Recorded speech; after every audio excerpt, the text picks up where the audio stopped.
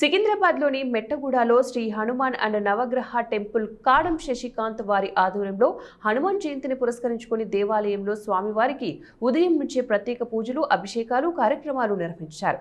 తెల్లవారుజాము నుంచే భక్తులు పెద్ద ఎత్తున ఆలయానికి తరలివచ్చి ఆంజనేయ స్వామిని దర్శించుకున్నారు.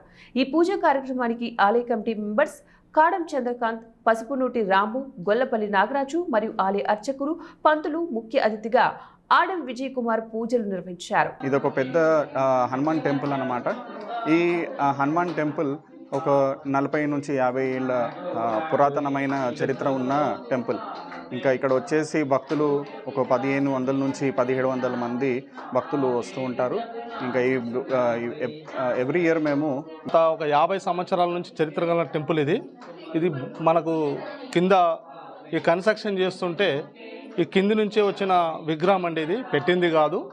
గత 50 సంవత్సరాల నుంచి ఆ పెద్దలు ఉన్నప్పటి నుంచి, మేము చిన్నగా ఉన్నప్పటి నుంచి మేము లోకల్ ఇక్కడ ఈ చరిత్ర గల ఆంజనేయ స్వామి టెంపుల్. ఇక్కడ ఏ మొక్కు మొక్కినా కూడా ఆ ఒక్క ప్రత్యేకత ఉంటుంది. ప్రతి ఒక్కరికి కూడా ఈ గుడి చరిత్ర అందరికీ తెలుసు. పాతోళ్లకు ఇక్కడ అనుకున్నది ఖచ్చితంగా జరుగుతుంది. ఆంజనేయ స్వామి అంత పవర్ఫుల్ ఉంటాడు. ఇలా నవగ్రహాల టెంపుల్ కూడా ఉంటుంది.